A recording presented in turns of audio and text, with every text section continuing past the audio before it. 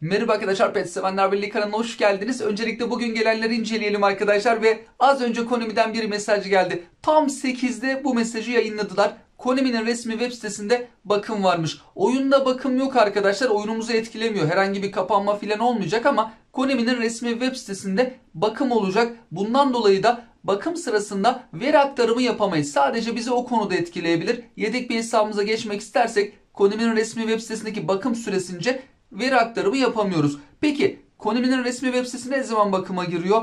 Akşam Türkiye saatiyle 9'da. Artı 3 saat eklemek lazım. 18 değil de bizim saate göre 21. Kaçta bitecek? Gece 1'de bitecek. 4 saat süren bir bakım. Akşam vakitlerinde veri aktarımı yapamayız. 9'dan önce yapabiliriz. Bugün gelen etkinliklere bakacak olursak aslında beklenenler geldi arkadaşlar. Haftalık birer tane etkinliğimiz. Bu arada turnuvada devam ediyor ve bizim ülkemiz 6. sırada. 6. sırada başladık. 6. sırada devam ediyoruz. 5. sıraya yükselemedik. İlk 5'e girmemiz lazım arkadaşlar. 6. sıradaki ülkeye hediye verilmemekte. Tabi daha bir ay süre var. Diyelim ki Türkiye'yi seçtiniz. Şu an turnuva bittikten sonra hediye ne yazık ki Türkiye seçilenlere verilmeyecektir. Arada 1,5 milyon gol var.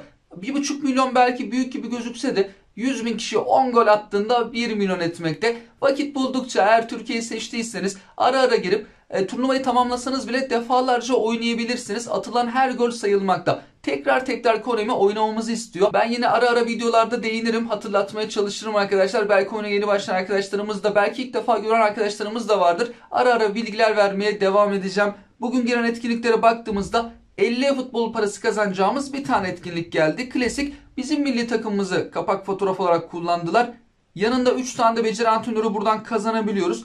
Yapay zeka bölümüne de bir tane pozisyon antrenörü 60.000 GP kazandığımız klasik etkinlik. Fazla bir etkinliğimiz bulunmamakta. Epic pakete baktığımızda epikler biliniyordu ama seviyeler bilinmiyordu. Maradona, Pirlo, Xabi Alonso. Şimdi biz 88'lik menajerde seviyelerine bakalım arkadaşlar. Henüz daha erken vakitlerde öyle çıkaranları görmedim. Acaba hangi menajerle seviye atlayabilirler? Şimdi çok fazla güçlendiricili menajer var. 88 olup mesela Fransa milli takımının menajeri var, Xabi Alonso var, Guardiola var. O paketler bölümünde bizim takımımızın menajeri var. Artık bazı futbolcular bir tanesinde bir seviye alabilir, diğerinde almayabilir. Biz normal bir 88'lik menajere göre seviyelerine bakalım. İlk olarak renkli kartlara hızlı bir şekilde bakacak olursak Carrasco 94'ten 98'e kadar çıkmakta. Belçika milli takımının futbolcusu, orta uzmanı, sol bekten sol kanata kadar oynayabilmekte.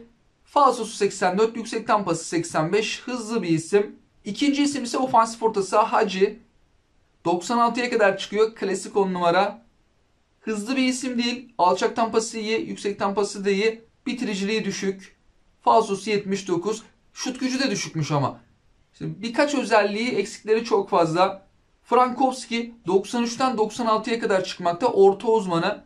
Sağ bekten sağ açığa kadar. Sol tarafa da alabiliriz. Pozisyon antrenörü basılırsa birçok yerde oynayabilmekte. Hızlı bir isim.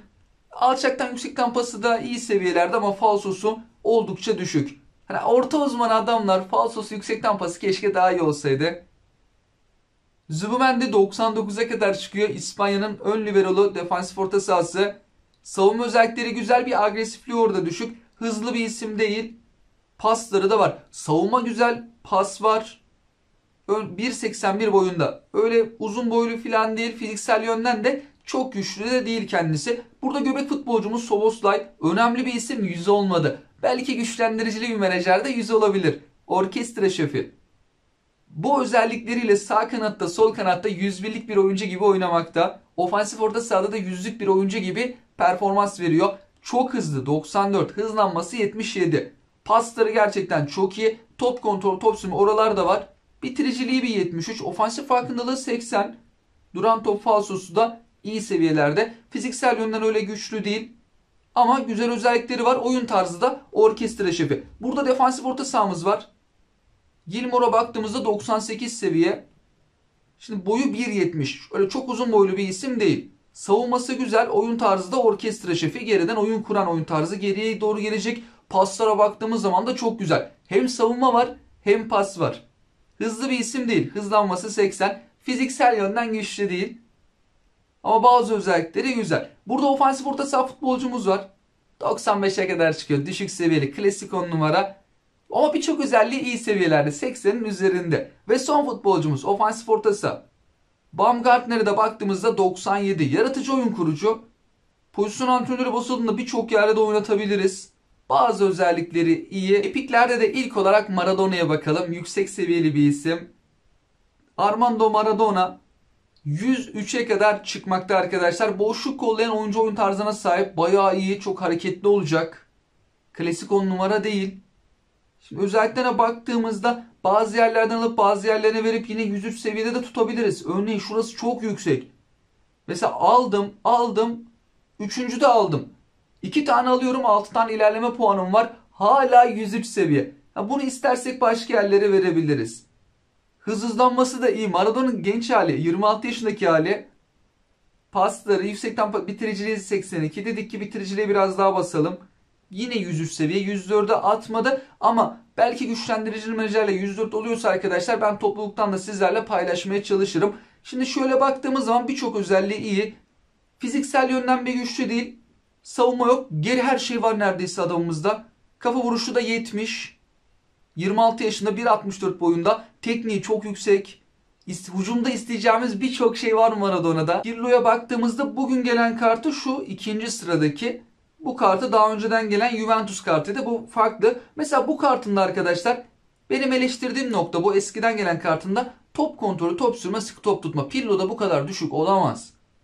Ama mesela bu seferkinde biraz daha yükseltmişler. Çünkü yüksek olması lazım bu Pirlo.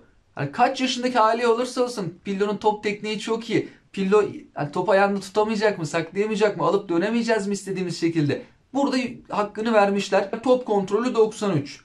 Top sürme 85. Sıkı top tutma 88. Paslar var. Duran top falso çok iyi. Defansif özellikleri bayağı iyi. 33 yaşındaki hali 1.77. Hızlı bir isim değil. Dedik ki ya Pirlo için bu kadar savunma fazla. Biz birazcık alalım. Şimdi bir tane alsam, bir tane aldığım gibi 102'ye düştü. Şöyle düşürdüm. Dedim ki biraz daha hızını arttırayım. Çabuk olsun. Yine 103 seviyeye ulaşmakta. Ufak tefek değişiklikler yaparak seviyeyi 103'te tutabiliriz ya da kendi istediğimiz şekilde bambaşka yapıp seviyeyi biraz daha indirebiliriz. Savunması bayağı iyi. Paslar da var. Ceza sahası dışından şutları çok etkilidir Pirlo'nun. Ben Pirlo'yu sahip arkadaşlara da bazen görüyorum. Ceza sahası dışından fırsatı bulduğunda yapıştırıyorlar kaleye. Son isim ise Xabi Alonso. İspanya milli takımının epik futbolcusu. O da 102'ye kadar ulaşmakta. Epikler yüksek seviyeli. Orkestra şefi. Savunması güzel. Boyu 1.83. 31 yaşındaki haliyle geliyor. Hızlı bir isim değil. Pasları çok iyi. Savunması var. Şut gücü de 92. Fiziksel temas yönünden de 81. Kafa vuruşu 76. Bitiriciliği 72. Becerileri de bunlar. Tekrardan oyunumuza geçiş yaptığımızda 8 tane ücretsiz açma hakkımız var. Görevlerden alacaklarımız da bulunmakta. Milli takımımızdan oyuncu hediyesi, Fransa'dan, Arjantin'den, milli takımımızdan ama oyuncu hediyesi herkese verilmemekte. Oyuna başlarken ülkeyi Türkiye seçtiysek veriliyor. Çok fazla oyuncu hakkı var. Ben bu sefer şu Showtime'dan ücretsiz açmadım arkadaşlar. Taktik olsun dedim. Bekleteyim biraz geç açayım. Belki bu sefer tek atarız diye.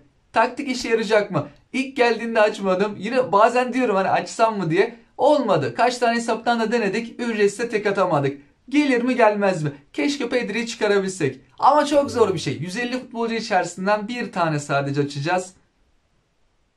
Gelir mi? Olmadı. Bari renkli kart verseydi. O da olmadı. 3 yıldızlı. Sonradan da herhangi bir renkliye dönmedi arkadaşlar. Çok zor. Ücretsiz açma hakkı veriyorlar. Ben denedim ama böyle yedek hesaplar açtım. Acaba dedim bir hesaba gelir mi? Gelirse o hesabı güçlendiririz diye 23 tane hesap açtım arkadaşlar dün. Hiçbirine vermedi. 2 tanesine renkli kart verdi. Epic Showtime futbolcu bir tane bile vermedi. Şurada da bir tane Player of the Week açma hakkımız var. 33 tane isim. Yüksek seviyelilerden biri gelir mi? Şöyle 5 yıldızlı. Güçlendirici olsa da şu an çalışmıyor. Çünkü ligler bitti. Oyuncuların form durumlarını C'ye indirdi. İtalya Ligi adlı geldi. Çok yüksek seviyeli bir isim değil. Diğer Fransa, Arjantin'den daha sonra da açılım yapabiliriz. Orada banko alacağımız 5 tane isim var. Ben güncellemeden sonra şeye bakmamıştım. Hazır burada aklıma gelmişken bakalım. menajerler. Bu menajerlere mesela bizim ligimizdeki takımlarımız yeni teknik direktörleriyle anlaşmalar sağladı. Fenerbahçe Mourinho'yla epey de bir zaman oldu aslında. Beşiktaş'ta yakın zamanda teknik direktörüyle imzaladı. Fakat buraya henüz eklenmemiş arkadaşlar. Bir an önce menajerleri güncelleseler, mesela takımından ayrılan Zeissler, Liverpool'un teknik direktörü de değişti. Zeissler gerçek hayattaki adıyla Klopp Liverpool'dan ayrıldı fakat markette hala gözükmekte. Konami burayı resmi maçların başlamasını bekleyebilir. O zaman bayağı bir geç olacak. Şimdi milli takım maçları var. Lig maçlarını beklerse biraz daha burası geç sürecek. Güncelleme işlemini hemen yapmayacak galiba. Öyle görünüyor arkadaşlar. Sizler de tüm her şeyle alakalı yorum ve görüşlerinizi bizlerle paylaşabilirsiniz. Hoşçakalın.